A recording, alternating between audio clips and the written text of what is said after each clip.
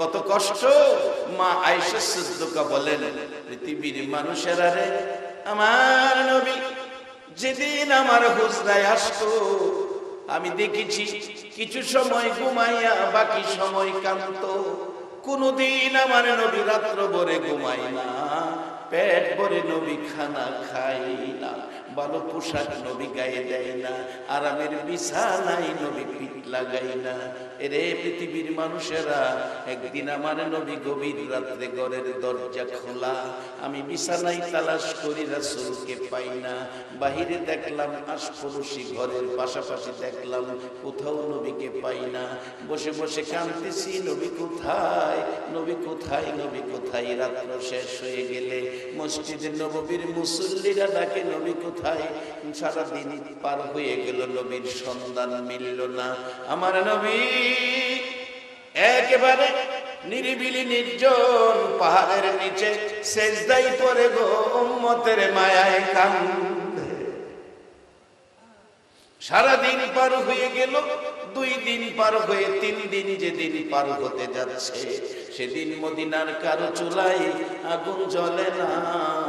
আগুন যেন জ্বলছে মহিলাদের কলিজায়।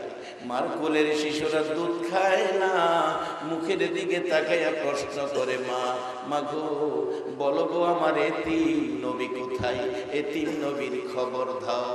এদিকে হাসাইন হুসাইন 2 ভাই রাস্তায় দাঁড়ায় না না না না কইয়া কান্দে।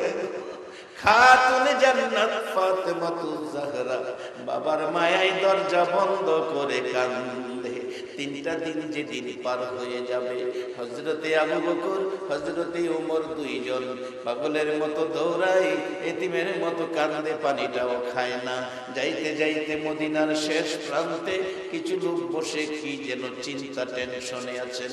আবু বকর সিদ্দিক প্রশ্ন করলেন, ও বাবারা, ভাইয়েরা, তোমরা এখানে কিসের চিন্তা টেনশনে আছো, কি ব্যথা দুঃখ নিয়ে বসে আছো? আবু বকর বলেন, আমরা এক ব্যথায় দৌড়াই, তোমরা কোন ব্যথায় বসে আছো? জবাব দিচ্ছে তারা, আবু বকর, আমরা রাখাল, রাখাল, আমরা মাঠে বেড়া বকরি দুম্বারে ঘাস পানি খাওয়াই। আবু বকর ডাকেন, রাখালেরা রে, তোমরা যদি মাঠে থাকো বলো আমার দয়ার নবীরে দেখছো নি? রাখালেরা বলেন, আমরা তোমাদের দয়ার নবী চিনি না। হযরতে ওমর চোখের পানি জামা ভিজতেছে। রাখালেরা রে, আমার মুখ থেকে শুনো, একটা কথা শুনো, আমার নবী কত সুন্দর নবী রে। আমি ওমর তরবারি লইয়া নবীজিকে কতল করতে গিয়েছিলাম। আল্লাহর কসম রে, নবীজির কাছাকাছি যাইয়া নবীর সুন্দর চেহারা দেখে, নবীর সুন্দর চেহারা দেখে, নবীর সুন্দর চেহারা দেখে আমি আর সহ্য করতে পারি নাই। আমি তরবারি ফালাইয়া নবীর হাত ধরে কালিমা পড়ে মুসলমান হয়েছিলাম। এই সুন্দর নবীকে একটা রাত্রে ঘুমের ঘরে দেখতে বলুন, আপনারা রাজি আছেন কিনা? কে কে নবীকে ঘুমের ঘরে দেখতে চান একটু হাত তুলে দেখা। নারে তাকবীর, নারে রিসালাত, আহলে সুন্নাত ওয়াল জামাত। মাশাআল্লাহ, হাত নামান। নবীকে দেখার মন, আকাঙ্ক্ষা, ইচ্ছা আপনাদের সকলের আছে? কিভাবে আজকে নবীকে দেখবেন, আমি সেই প্রচেষ্টাও আপনাদের কাছে রেখে যাব। বসেন, জীবনে বহু জায়গায় চা খায়া রাত্র কাটাইছেন, জীবনে বহু রাত্র জমির পানি লইতে গিয়া কাটাইছেন, জীবনে বহু রাত্র মাছ মারতে গিয়া কাটাইছেন, জীবনে বহু রাত্র ডেক্সেটের বাজনা দিয়া বাজনা বাজাইয়া আনন্দ করে কাটাইছেন। আজকে বসেন, আমার নবী 1400 বছর আগে উম্মতের জন্য কষ্ট করে এই সুন্দর জান্নাতি পরিবেশ দিয়ে গেলেন, আর এই পরিবেশে আপনারা বসে আছেন। আমার মন কয় আপনাদের জন্য আমার নবী ফুলসিরাতের ঘাটে বসে থাকবে। বাবারা, কিভাবে দেখবেন আসতেছি সামনে, আমি বাস্তবতায় নিয়ে যাব। হযরতে ওমর ডাকে, রে রাখালেরা, আমার নবী বড় সুন্দর, পূর্ণিমার চাঁদের চাইতেও সুন্দর। এই সুন্দর নবীর চেহারা দেখে কালিমা পড়ে মুসলমান হয়েছিলাম। ও রাখালেরা, 3 দিন পর্যন্ত আমি ওমর সেই নবীরে দেখি না, পানিটাও খাই না, চোখের পানিতে জামা কাপড় ভিজে গেছে। বলো আমার নবীর কোন খবর তোমরা জানো কিনা? একটা রাখাল দাঁড়িয়ে গেছে, আবু বকর, ওমর, তোমাদের দুইজনের কথা সমন্বয় করে একটা খবর দিতে পারি। তুমি বলেছো 3 দিন যাবত তোমার নবীরে পাও না, আর ওমর বলল খুব সুন্দর নবী। রে আবু বকর, ওমর, এই দুইটাই সমন্বয় করে একটা খবর দিতে পারি। ওই পাহাড়টার পাশে যাইয়া দেখো, আজকে 3 দিন হলো সেজদায় পড়ে একটা লোক কাঁদতেছে। লোকটা এত সুন্দর আবু বকর রে, মন কয় যেন সোনার পুতুল রে আবু বকর, পূর্ণিমার চাঁদের চাইতেও সুন্দর। আজকে 3 দিন হলো উম্মতি উম্মতি উম্মতি বলে কাঁদে। যেই নবী আপনার আমার মতো উম্মতের মায়ায় 3 দিন পার হয়ে যায় সেজদায় পড়ে কাঁদে, এই নবী দেখার আশায় একটু সময় বসা বলুন আমাদের দরকার আছে কিনা? বাবা, যাদের ভাগ্য ভালো তারাই তো বলবে মক্কায় জন্ম হইয়া পারলো না আবু জাহেল আখিরি নবীর উম্মত হইতে। আজকে বাংলার জমিন থেকে 1400 বছর পর 6500 কিলোমিটার দূর আমরা নবীর উম্মত। এই ভাগ্য কয়জনের হতে পারে? একবার বলুন আল্লাহু আকবার। আবু বকর ডাকেন, ওমর চলো আর কান্দিস না, উম্মতি উম্মতি বলে আমার নবী ছাড়া কেউ কাঁদবে না। যাইতে চাইলে রাখালেরা বাধা দিলেন, যাইও না রে আবু বকর, ওমর কথা দাও, এই লোকটা যদি তোমাদের নবী হয় এখান থেকে উঠাইয়া মদিনায় লয়ে যাও। আবু বকর, ওমর, আমাদের ব্যথা দুঃখ রে 3 দিন হলো এই লোকটা সেজদায় পড়ে কান্দে, আমাদের বেড়া বকরি দুম্বা উটগুলো যাইয়া দেখো ওই নবীর চারপাশে দাঁড়ায়া নবীর ব্যথায় কান্দে, ঘাস পানি খায় না। আবু বকর, ওমর দৌড়াইয়া যাইয়া দেখে আমার নবী সেজদায় পড়ে কান্দে, আপনার আমার মতো উম্মতের মায়ায়। আবু বকর ডাকে, হুজুর কেমনে গো? আবু বকর কি ভুইলা 3টা দিন কাটাইলেন? হুজুর আপনার আবু বকর পানিটাও খায় না, মাথা উঠান মদিনায় চলুন, আপনার উম্মতের জন্য আমি আবু বকরের সকল নেকি দান করে দিলাম। আমার নবী মাথা উঠায় না, ওমর সামনে দাঁড়াইয়া কান্দে, হুজুর আমি ওমর আপনার সুন্দর চেহারা দেখে কালিমা পড়েছিলাম, ওমর কালিমা পড়ে মুসলমান হয়েছিল, আজকে 3 দিন ওমর আপনাকে দেখি না, বিদায় কিছু খাই না। আবু বকর ডাকতেছে, ভাই ওমর, যেই নবীর সুন্দর চেহারা দেখে কালিমা পড়েছিলা, আজকে তাকায়া দেখো রে ওমর, উম্মতের মায়ায় আমার নবী কাঁদতে কাঁদতে সুন্দর চেহারা কালো হয়ে গেছে। সেই নবী উম্মতের জন্য এত অবদান রেখে এত কষ্ট করে জান্নাতি বানাইয়া গেছে, আমরা সেই নবীর উম্মত হইয়া আল্লাহর পরামর্শ লইয়া জান্নাতে যাইতে বলুন আপনারা রাজি আছেন কিনা? তাহলে এই কাজগুলি করা যাবে না, আল্লাহর পরামর্শ। ও আমানু ঈমানওয়ালারা, তোমরা নামাজের সাথে ভালো কাজ কইরো, আফআলুল খায়রা। এখন ভালো কাজ, যেই বেচারা আরেক বেটার ক্ষেতের পানি নামাইছে, আপনার একটা সত্য কথা কইবেন, এই কাজটা কি ভালো করছে না খারাপ করছে? ভাই বোনের হক মাইরা খাইছে, কাজটা কি ভালো করছে না খারাপ করছে? মারে কাইটা 3 টুকরা করছে, কাজটা ভালো করছে না খারাপ করছে? এই মুসলমান ইবাদত করে নামাজ পড়ে জান্নাতে যাওয়া সম্ভব হবে না। নবীর শিক্ষা কত সুন্দর। মক্কা বিজয় হলো, নবীর সাহাবীদেরকে নিয়ে মক্কায় ঢুকলেন, ঘুরে ঘুরে দেখেন সাহাবীরা সাথে, কোন কোন জায়গায় নবী কাঁদেন, কোন কোন জায়গায় মুস্কি মুস্কি হাসেন।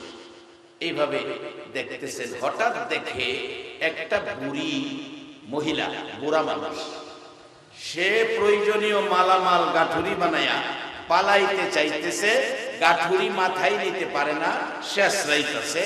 আর আমাদের নবীরে গালমন্দ করতেছে, গালাগালি করতেছে। সাহাবীরা কয়, হুজুর অনুমতি দেন, এই এই এই বুইরা বেডিরে সাইজ করে। আমার নবী কয়, না তোমরা কথা কইও না, নবীজি সামনে গিয়া দাঁড়াইছে। কি শিক্ষা, কি আদর্শ নবী দিয়ে গেলেন। সামনে গিয়া দাঁড়াইয়া বলছে, মা মা মা গো। সাহাবীরা বলেন, ইয়া রাসূলুল্লাহ, একজন বেদুইন মহিলা, তাকে আপনি মা মা বলে ডাকছেন। আমার নবী গাল বেয়ে বেয়ে চোখের পানি ছেড়ে দিলেন। সাহাবীরা রে, বাধা দিস না, আমার মা মা কইয়া ডাকতে দে। সাহাবীরা রে, 6 বছর বয়সে মা হারাইলাম, মা ডাইকা কলিজা ঠান্ডা করতে পারলাম না, দে আমারে মা ডাকতে দে। মা যদি দুনিয়ায় থাকতো, আজকে মা এই বয়সের মুরব্বী হইতো, মা মা কইয়া ডাকতাম রে, কত শান্তি পাইতাম। তোরা কথা কইস না, বাধা দিস না। আমার নবীর আদর্শ কত সুন্দর, বেদুইন মহিলাকে মা মা বলে ডাকছে। কিতাবে দেখেছি, যার মা নাই, মার বয়সের মহিলা, চাচি হোক, খালা হোক, ফুফু হোক, মার বয়সের মহিলারে কেউ যদি সম্মান করে, আমার আল্লাহ মার খেদমতের নেকি দান করে দেয়। রে সাহাবীরা, বাধা দিস না, মা মা কইয়া ডাকতে দে। আমার নবী বেদুইন মহিলার সামনে দাঁড়াইছে। মা মা গো, গাঠুরি লইয়া কোথায় যাইবা, নিতে পারতেছ না? না রে বাবা। আমার নবী ডাকে, দাও গাঠুরি আমার মাথায় উঠাইয়া। নবীজি নিজের মাথায় গাঠুরি, বুড়ি আগে, নবীজি পিছে। যাইতে যাইতে একেবারে পাহাড়ের ভিতরে মহিলাটা ডাকতেছে, আমার মহল্লাবাসীরা, আশপড়শিরা, আমারে ফালাইয়া চলে আইছো। আমি তো আব্দুল্লাহর পোলার হাতে ধরা পড়লে আমার জীবন যাইতো। তোরা বাইরে আয়, দেখা যাক কেমন একটা সোনার মানুষ পাইছি। এই সোনার মানুষটা বিনা পয়সায় আমার গাঠুরি মাথায় লইয়া পাহাড়ে লইয়াইছে। লোকেরা, আশপড়শিরা, মহল্লাবাসীরা দৌড়াই আসছে। আইসা দেখে, যার বয়ে পাহাড়ে আইছি তার মাথায় গাঠুরি। বুড়ি, কার মাথায় গাঠুরি দিছস রে? যার বয়ে পাহাড়ে আইলাম, দেশ সাল্লাম, তার মাথায় গাঠুরি দিয়া নিয়ে আইছস। বুড়ি কয়, মিথ্যা কথা কইস না, এমন সোনার মানুষ পৃথিবীতে হয় না, এমন দয়ার নবী পৃথিবীতে হয় না। তোরা মিথ্যা কথা কস, এই লোকটা মানুষের ক্ষতি করবে না। জিজ্ঞেস করলেন নবীজিকে মহিলা, বাবা তোমার পরিচয় দাও, তোমার পরিচয়টা তোমার কাছ থেকে শুনি। আমার নবী গান বেয়ে বেয়ে চোখের পানি ছেড়ে দিচ্ছে, ডাকছে, মা মা গো, আমি বড় দুঃখী গো মা। জীবনে একটা দিন বাবা কইয়া ডাকলাম না, জীবনে একটা দিন বাবার চেহারা দেখলাম না। মাগো আমি এতিম, আমি 6 বছর বয়সে মা হারাইছি, মা ডাইকা কলিজা ঠান্ডা করতে পারলাম না। মা গো, তোমাকে মা মা কইয়া ডাকি কলিজা ঠান্ডা করার জন্য। আমি ওই আব্দুল্লাহর পোলা মুহাম্মাদুর রাসূলুল্লাহ। আমার নবীর মুখ থেকে এই কথা শুনে বুড়ি ডাকতেছে, রে মহল্লাবাসীরা, আয় তোরায়, বেরিয়ে আয়, আর লুকায়া থাকিস না। এই সোনার মানুষটার হাত ধরে কালিমা পড়ে সবাই মুসলমান হইয়া যায়। দয়ালু নবী, প্রেমের ছবি, আর আসবে না জগতে। আমার দয়ালু নবী, প্রেমের ছবি, আর আসবে না। হাসর দিনে উম্মত বিনে, হাসর দিনে উম্মত বিনে, যাবে না নবীজি বেহেশতে। দয়ালু নবী, প্রেমের ছবি, আর আসবে না জগতে। আমার দয়ালু নবী,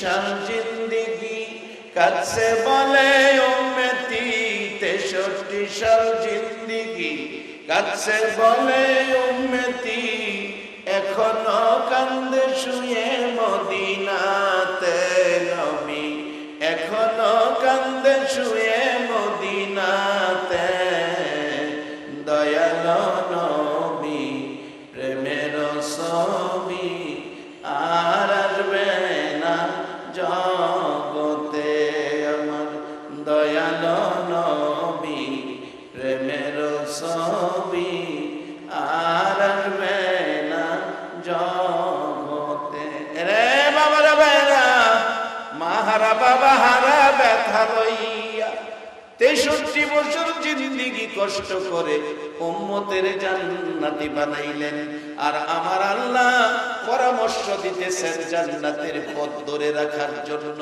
বাজান জান্নাতের পথ ধরে রাখতে নামাজের পর জীবনে ভালো কাজ করতে হবে ভালো কাজ যদি করেন জান্নাতি পুরস্কার পাবেন জান্নাতি পুরস্কার পাবেন যদি ভালো কাজ করেন যার বাস্তব আমার এলাকার ঘটনা বলছি এক রিকশার ড্রাইভার গরিব মানুষ রিকশা চালায় এক মহাজন ব্যবসায়ী তাগাদা করে টাকার ব্যাগ রিকশার সিটের মধ্যে রাইখা নৌকার পথে যাবে নৌকায় দৌড়াইয়া উঠতে যাইয়া টাকা নিতে মনে নাই টাকা ছিল 80,000 বাড়িতে গেছে টাকার কথা মনে হইছে টাকা কই রাখলাম খেয়াল নাই রিকশার ড্রাইভার গরিব মানুষ রাত্রে বাড়িতে গেছে রিকশা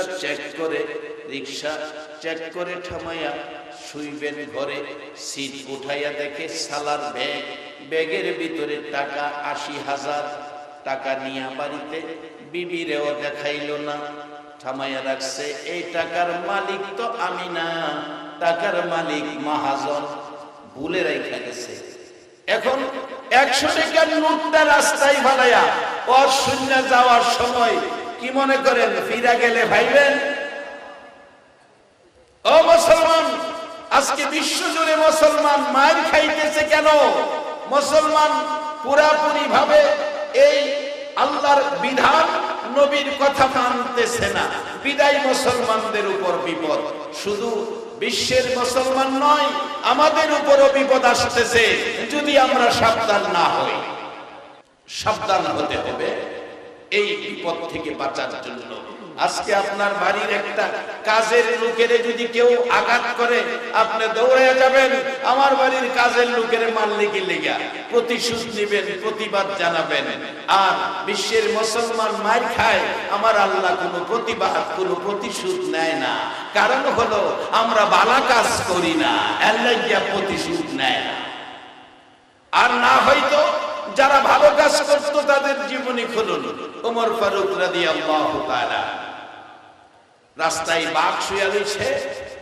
বিচার দিছে ওমরের কাছে ওমর বাঘের কান ধইরা টানে রাস্তায় শুয়ে রয়েছিস কেন জঙ্গলায় থাকবি তুই রাস্তায় কেন বাঘ কয় আল্লাহ আমার কান ধইরা টানে আমি পাগল না ছাগল এটা কোনো চিনছে না আমি যে কোন পাগল জানে না অন্ত সিরা খামু আল্লাহ কয় পাগলামি হগল হেন করিস না ছুড়াই রে পাগলামি যাই কান ধইরা টানে হ্যাঁ কে তুইও চিনছস না বাঘ সাইজিন মাথা ঘুরাইয়া চিনতো বাম হাতে কান ধরা ডাইন হাত তো ফিরি এমনই ঠাস করে থাপ্পড় মারছে বাঘের গালে থাপ্পড় দেয় মুসলমান যারা ভালো কাজ করে আর মশার সাথে আমরা পারি না একটা মশা বাইরেছে বাবারে একটা কামড় দিলে 1 মাস বলে জ্বর থাকে গিরাই বলে ব্যথা করে এটার নাম বলে চিকুনগুনিয়া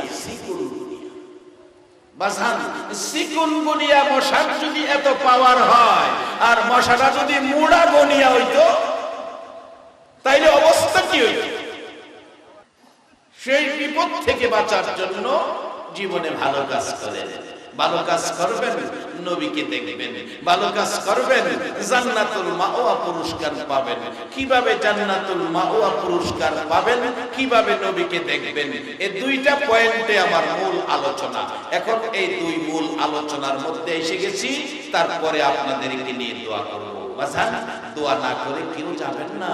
রাসূল বলেছেন আর দোয়াও মুখুল ইবাদা, সব জিনিসের সার্থকতা হলো দোয়ার মধ্যে।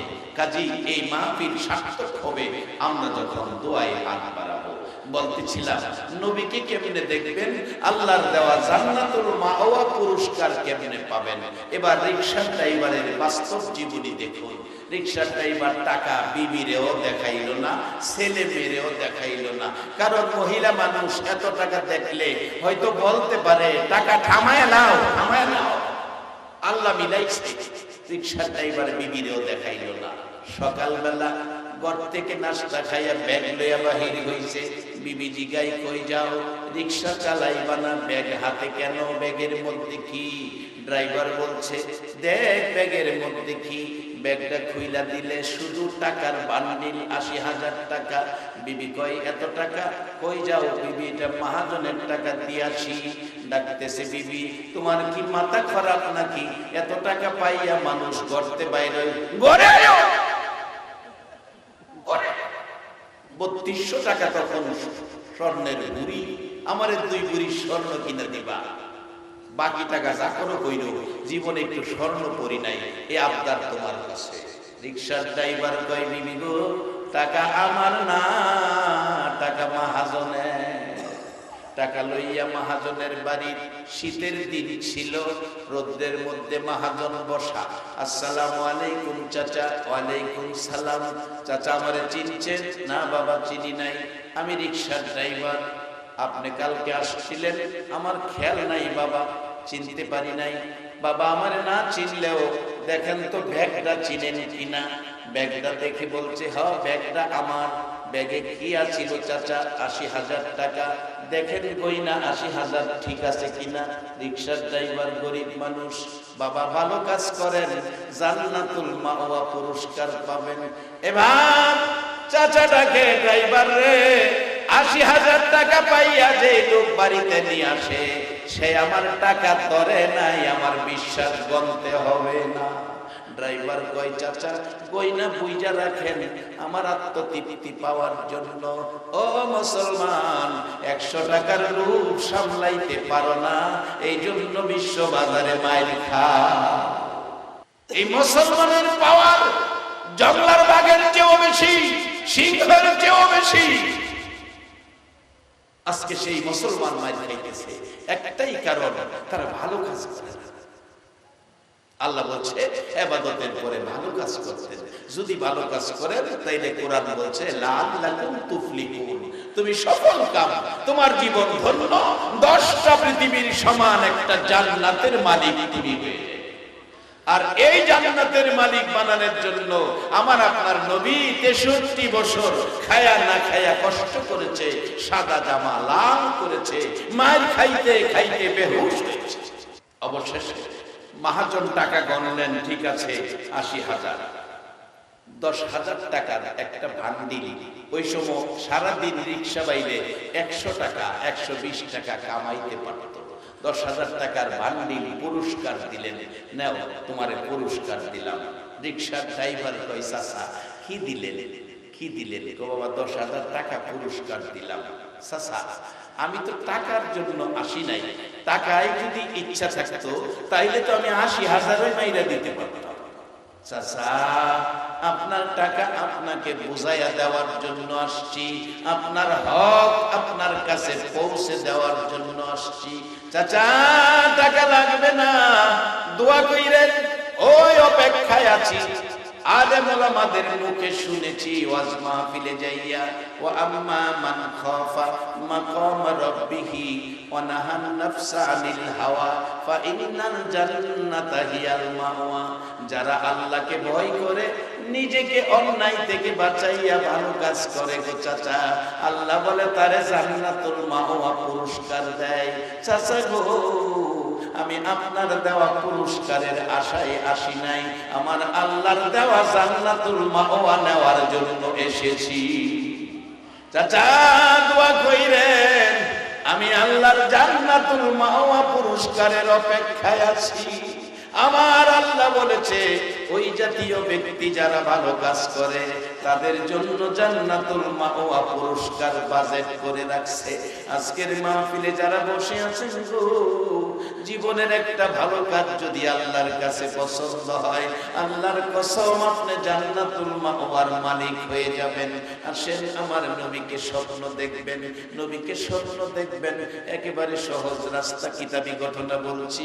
হযরতে আব্দুল্লাহ ইবনে মুবারকের জীবনী, আব্দুল্লাহ ইবনে মুবারকের জীবনী। কিভাবে নবীকে দেখবেন সহজ পথ দেখাইয়া দিচ্ছি।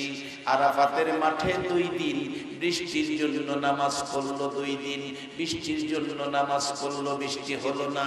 আব্দুল্লাহ ইবনে মুবারক বলেন, বাড়িতে রওনা হলাম মরুভূমির পথ, দেখি একটা জীর্ণ শীর্ণ দুর্বল মানুষ 2 রাকাত নামাজ পড়ে 2টা হাত বাড়াইয়া কাঁদতেছে। আল্লাহ গো, তুমি না আদর করে মানুষ বানাইছো রে আল্লাহ, বৃষ্টির জন্য 2 দিন নামাজ পড়লো, বৃষ্টি দিলা না, আমি 2টা হাত বাড়াইলাম, আমার হাত খালি দিও না। এইভাবে ডাকতে থাকলে আব্দুল্লাহ ইবনে মুবারক বলেন, আমি পিছে দাঁড়িয়ে দেখি এই লোকটার ডাকে আকাশে চারদিক থেকে মেঘের টুকরা এসে জড়ো হইতেছে। হাত নামানোর আগে আগে গো বৃষ্টি শুরু হয়ে গেছে। আব্দুল্লাহ ইবনে মুবারক বলেন, ইনি একজন আল্লাহওয়ালা, আল্লাহর প্রিয় বান্দা, যার ডাকে সাথে সাথে আল্লাহ বৃষ্টি দেয়। দেখি লোকটা কোথায় থাকে, আল্লাহওয়ালার সাথে সম্পর্ক রাখবো, আল্লাহওয়ালার সাথে মহব্বত ভালোবাসা রাখবো। পিছি পিছি যাইতে যাইতে তখন মানুষ কিনা বেচা হইতো, গোলাম কামলা লোক কিনা আনতে হইতো। একটা মাহাজনের ঘরে ঢুকছে ওই লোকটা। আব্দুল্লাহ ইবনে মুবারক কিতাবী ঘটনা বলছি বাজান, দেখা চিহ্নিত রাখলেন। পরের দিন টাকা পয়সা নিয়ে গেলেন, মাহাজন আমার একটা গোলাম দেন, গোলাম দেন। 30টা গোলাম বাহির করছে, সাইজে মোটা তাজা। দেখা চোখ বুলাইয়া দেখে যেটা হাত দিলে বৃষ্টি আসে সেটা এর মধ্যে নাই। জিগাইল মাহাজন, আরো কোনো গোলাম আছে কিনা?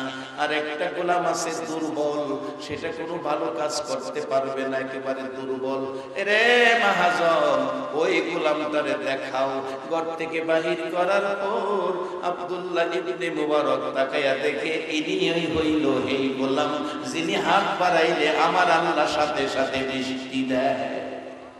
রে মাহাজন, বলো এই গোলামের দাম কত? মাহাজন বলেন 20 টাকার কিনা। 20 টাকার কিনা, 10 টাকা দাও, 10 টাকা লস দিয়া বিক্রি করব, কারণ এটারে কেউ নেয় না দুর্বল মনে কইরা। ওই আব্দুল্লাহ ইবনে মুবারক বলেন, মাহাজন রে 10 টাকা লস দিতে হবে না, আমি তোমার 20 টাকার কিনা হইলে 27 টাকা দিব, 27 টাকা দিব। বাজান, টাকার মায়া নাই, আল্লাহর ভালোবাসার মায়াই পড়ে গেছে। একবার বলুন আল্লাহু আকবার। রে বাবারা, নবীর উম্মতেরা, এই নবীর ভালোবাসা দিলা না, ভালোবাসা শিখলা না। জর্দানের জমিনে মাহফিলে যাইয়া, জর্দানের জমিনে মাহফিলে যাইয়া দেখি, জর্দানের জমিনে মাহফিলে যাইয়া দেখি একটা পাদ্রী তাওরাত জাবুর ইনজিল কিতাবের আলেম, পাদ্রী তাওরাত জাবুর ইনজিল কিতাবে দেখেছে আখিরি নবী 13 বছর বয়সে ব্যবসায়ী কাফেলার সঙ্গী হইয়া, ব্যবসায়ী কাফেলার সঙ্গী হইয়া, চাচা আবু তালিবের সঙ্গী হইয়া এই পথে ইয়ামেন যাবে মক্কা থেকে। ওই দিন থেকে পাদ্রী আমার আপনার নবীকে একটা নজর দেখার জন্য, আমরা রাস্তার কিনারে দোকান দেই ব্যবসা করার জন্য, পাদ্রী রাস্তার কিনারে দোকান দিছে একটা নজর আখিরি নবী দেখার জন্য। দিন যায়, সপ্তাহ যায়, মাস যায়, বছর যায়, আখিরি নবীর সন্ধান মিলে না। কত কাফেলা আসে রে, এই দোকানে বসাইয়া খানা খাওয়াই, মুসাফির খানায় খানা খাওয়াইয়া বিদায় দেয়, কিন্তু 13 বছর বয়সের কোনো লোক পাওয়া যায় না। শেষ বয়স, সম্পত্তি শেষ করলো খাওয়াইতে খাওয়াইতে, বুড়া হয়ে গেছে, চোখে দেখে না। এমন সময় হালকা হালকা চোখে দেখে একটা কাফেলা মক্কা থেকে আসতেছে, মক্কা থেকে আসতেছে। যেই কাফেলাটার উপরে আকাশের মেঘের টুকরা ছায়া দিয়া নিতেছে। কাছাকাছি আসার পর পাদ্রী দেখে মন শান্ত হলো, দেখ কাফেলাটা কোত্থেকে আসছে, লোক পাঠাইলে কাফেলা আবু তালিবের নেতৃত্বে গাছতলায় বসেছে। আমার নবী 13 বছর বয়স, মুরব্বীদের পাশে বসলো না। বাবা জর্দানে যায় দেখেন মজার ঘটনা, আমার নবী একটা মরা গাছের নিচে যাইয়া বসছেন। 13 বছর বয়সী নবী মরা গাছটাকে, আল্লাহ রে তোমার বন্ধু আমার বাড়িতে আসছে, আমাকে তোমার বন্ধুর ভালোবাসা দেওয়ার ব্যবস্থা করে দাও, আমি মরা গাছ জীবিত করে পাতা লতায় আচ্ছন্ন করে দাও। আমার নবী 13 বছর বসে আছে, মরা গাছ জীবিত হইয়া পাতা লতায় একেবারে আচ্ছন্ন, নবীকে ছায়া দিতে লাগলো। রে বাবা রামেরা, আল্লাহর কসম 1400 বছর হলো যে গাছের গোড়ায় রহমতের নবী বসছিল, এখনো সেই গাছ জীবিত দাঁড়াইয়া রইছে।